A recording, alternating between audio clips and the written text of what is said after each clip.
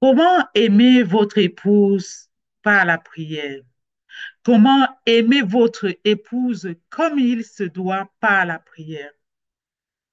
J'aimerais vous dire ceci. Quelque chose d'étonnant arrive à notre cœur lorsque nous prions pour une autre personne. Lorsque nous prions pour un être cher, la dureté de notre cœur fond. Nous devenons capables de dépasser les blessures enfouies en nous et de pardonner. Nous finissons même par aimer la personne pour laquelle nous prions. C'est tellement miraculeux. Oui, je vous dis que c'est miraculeux. Cela arrive parce que lorsque nous prions, nous entrons dans la présence de Dieu et il nous remplit de son esprit d'amour, de son esprit d'amour. Lorsque vous priez pour votre femme, l'amour de Dieu grandit dans votre cœur pour elle. De plus, vous verrez l'amour grandir dans son cœur pour vous, sans même qu'elle sache que vous priez pour elle. C'est parce que la prière est le langage d'amour ultime. J'ai dit la prière au sein de la vie conjugale, la prière même au sein même de la vie tout court. C'est le langage d'amour ultime. Il faut comprendre ici que la prière vous permettra, cher homme, cher futur marié, cher époux, de communiquer d'une certaine manière que vous n'avez jamais fait par le passé. J'ai vu parfois des hommes qui n'avaient aucun sentiment d'amour pour leur épouse. Et au fur et à mesure, ils se sont découverts. Ils se sont découverts à bâtir, rebâtir cet amour-là lorsqu'ils ont commencé à prier pour elle. Voilà. Certains m'ont témoigné d'avoir des sentiments différents et parfois même d'avoir des premières prières sincères. J'aimerais, cher homme, j'aimerais, cher époux, que vous compreniez. J'aimerais que vous puissiez comprendre aujourd'hui que oui, vous pouvez parler à Dieu. Parlez à Dieu de votre épouse. Parlez à Dieu de votre couple, de votre mariage, de votre femme. C'est un acte d'amour. La prière engendre l'amour. L'amour engendre davantage de prières. Et qui, à son tour, engendre davantage d'amour. Même si votre prière n'est pas née d'une, je vais dire, d'une motivation totalement altruiste, mais commencez tout doucement. Commencez tout doucement et ne faiblissez pas face aux faibles commencements. Vos motivations deviendront plus altruistes au fur et à mesure que vous allez poursuivre la prière. Au fur et à mesure que vous allez rester dans cet engagement-là et que vous allez être fidèle, fidèle à confier votre épouse dans la prière. C'est ainsi que certains hommes vont se retrouver même plus affectueux dans leur réponse, la façon de communiquer à leur épouse. Vous allez voir, votre langage va changer. Vous remarquerez que les problèmes qui provoquaient autrefois des conflits au sein de votre couple, au sein de votre mariage, ne feront plus surface. Au fur et à mesure, ces problèmes vont s'estomper. Et vous allez pouvoir, pour des petits désaccords et des grands désaccords, parvenir avec une entente mutuelle et sans combat, parvenir à trouver réponse. Et j'aimerais vous dire en tant que coach conjugal que c'est vital pour vous. L'unicité dans le mariage, l'unicité au sein de la vie conjugale est plus que vitale. Pourquoi je vous dis ça? Parce que quand un couple n'est pas uni, tout s'effondre. Quand un couple n'est pas uni, ils ne peuvent pas bâtir. La parole de Dieu nous dit ceci, que tout royaume divisé contre lui-même est dévasté, et toute ville ou maison divisée contre elle-même ne subsistera pas.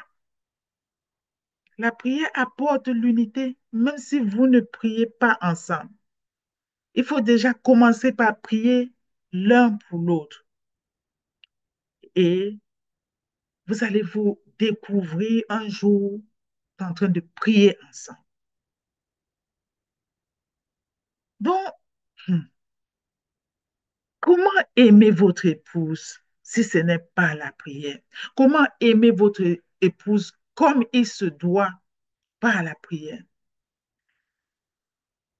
Jésus nous a dit que l'acte d'amour le plus grand consistait à donner sa vie pour les autres. C'est dans Jean 15, 13. Et il existe de multiples façons de donner votre vie pour votre épouse sans devoir mourir physiquement. L'une d'elles consiste à se livrer, c'est-à-dire à livrer votre vie pour elle dans le domaine de la prière. Cela implique le sacrifice d'une part relativement étendu de votre temps. Donc, ça vous demandera de dégager ce temps-là pour elle. Et ce, pour son plus grand bénéfice et pour le vôtre. Il y a eu beaucoup de choses qu'une épouse souhaite entendre de la part de son mari. Parmi les plus réconfortantes, on trouve probablement ce qui suit: je t'aime, tu es belle, et les factures sont réglées. Et par-dessus tout, la prière.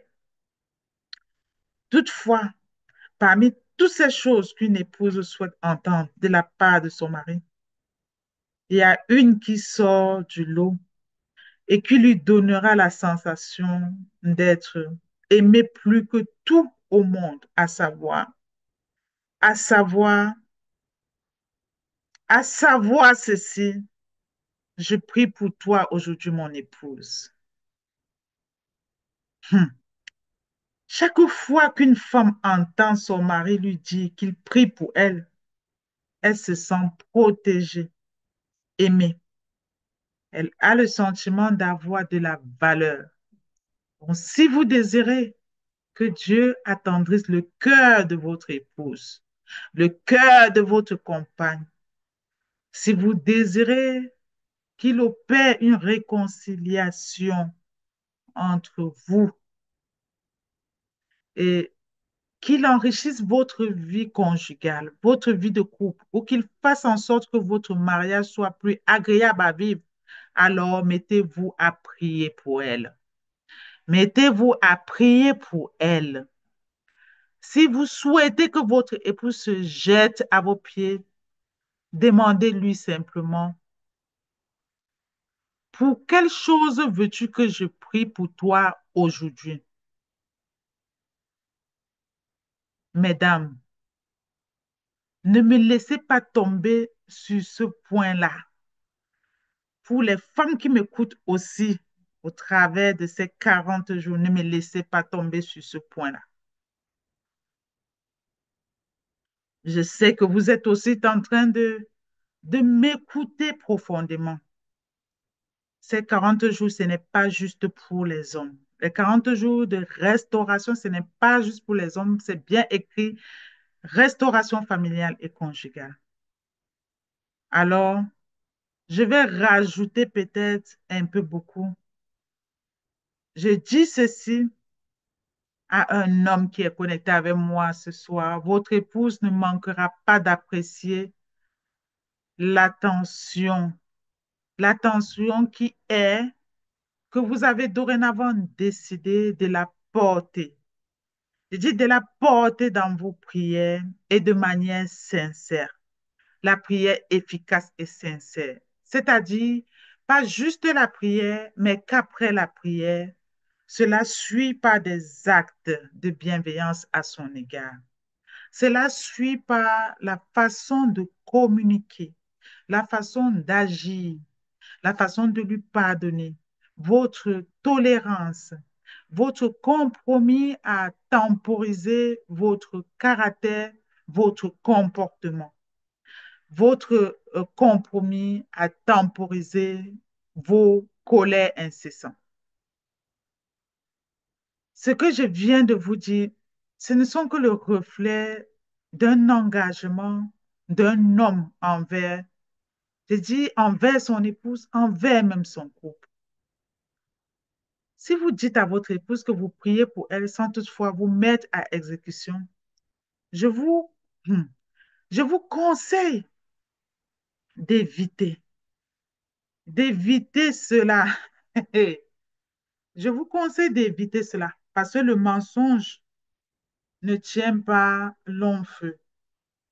Et j'ai envie de vous dire, ne soyez pas accablés par de multitudes de prières, mais la prière qui vient du cœur, la prière sincère, la prière qui va vous permettre ici juste à dire à Dieu, à rappeler à Dieu, à demander à Dieu d'être un être amour pour votre épouse. Vous devez prier pour que Dieu vous aide à être transformé. Que Dieu vous aide à reconnaître la valeur de la femme qu'il a mis à vos côtés. Que Dieu vous aide surtout à avoir de la compassion, surtout de l'amour, parce que l'amour respecte. L'amour respecte. Il faut comprendre que quelque chose d'étonnant arrive à notre cœur lorsque nous prions. Je dis lorsque nous prions pour l'être cher. Raison pour laquelle ne vous lassez jamais de parler à Dieu à son sujet. Ne vous lassez pas de parler à Dieu à son sujet. Que Dieu vous aide, que Dieu vous aide à être un homme engagé dans la prière pour votre épouse. Que Dieu affermisse votre cœur pour que vous soyez un homme selon le cœur de Dieu à ses côtés. Que Dieu vous aide pour que vous ayez le désir profond d'être tolérant envers votre épouse. Que Dieu vous aide pour que vous appreniez à tenir des langages vraiment valorisants et édifiants, des langages constructifs pour le bien-être de votre épouse. Que Dieu vous aide à être cet homme-là qui garantit la santé psychologique, émotionnelle, psychique et physique de votre épouse. Que Dieu vous aide, vous conduit par l'Esprit Saint pour que chaque décision prise à l'égard de votre épouse puisse être des décisions constructives et non euh, destructives. Que Dieu vous aide pour que vous appreniez à aimer votre épouse réellement. Que Dieu vous aide pour que vous deveniez un mari selon le cœur de Dieu. Dieu vous aide à être un mari aimant. Alors, priez avec moi ceci. Mon Dieu, mon roi. Mon Dieu, mon roi. Je prie, je te prie pour que tu nous donnes d'accéder à un nouveau niveau d'amour, d'unité, de paix avec mon épouse. Donne-nous d'avoir une même pensée.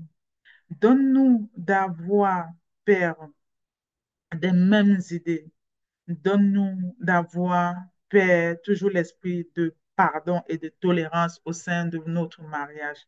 Montre-nous ce que nous pouvons faire au cœur de notre mariage, d'édifiant, de constructif pour le bien-être de nous deux. Mon Dieu, mon roi, renouvelle notre amour l'un pour l'autre. Je prie et je déclare, mon Dieu, mon roi, guéris, guéris la moindre blessure qui est enfoui en moi en tant que chef de famille, en tant que père de famille, qui est à l'origine. Je dis qui est à l'origine d'une brèche au sein de ma vie conjugale et qui détruit mon épouse. Je proclame et je déclare, mon Dieu, mon roi, remplis-moi de patience, de compréhension, de compassion. Aide-moi à être plein d'amour, de tendresse, de courtoisie envers mon épouse, au nom puissant de Jésus-Christ. Mon Dieu, mon roi, je prie et je déclare, couvre mon épouse dans la prière et donne-moi d'être rempli de sagesse pour que je puisse l'honorer à la dimension divine, à la dimension de Dieu, à la dimension à laquelle tu m'attends. Permets-moi en tant que chef de famille, en tant que époux, d'avoir la faculté d'être un bon chef, d'être un bon leader pour ma famille. Mon Dieu, mon roi, brise en moi tout esprit de confusion et chasse en moi et détruis en moi tout esprit de colère. Mon Dieu, mon roi, permets-moi, Père, d'être renouvelé, d'être guéri de l'esprit de manque de pardon. Permets-moi en tant qu'époux d'être renouvelé, d'avoir des pensées renouvelées et qui cadrent avec ton plan divin concernant le mariage. Au nom puissant de Jésus-Christ. C'était Coach Siatou, auteur conférencier conjugal et familial. Je vous remercie d'avoir été connecté à ce podcast de 40 jours de prière de restauration familiale et conjugale sur la thématique comment aimer votre épouse comme il se doit par la prière.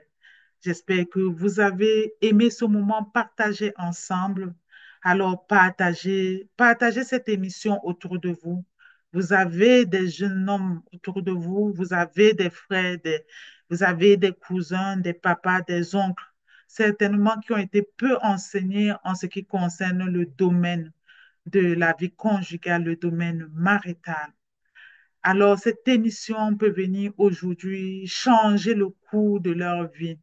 Donc, je vous bénisse profondément. Soyez fortifiés, soyez arrosés et je vous dis à très bientôt, c'est-à-dire à demain. Je vous dis à demain pour le 5e jour de cette émission. Bye bye.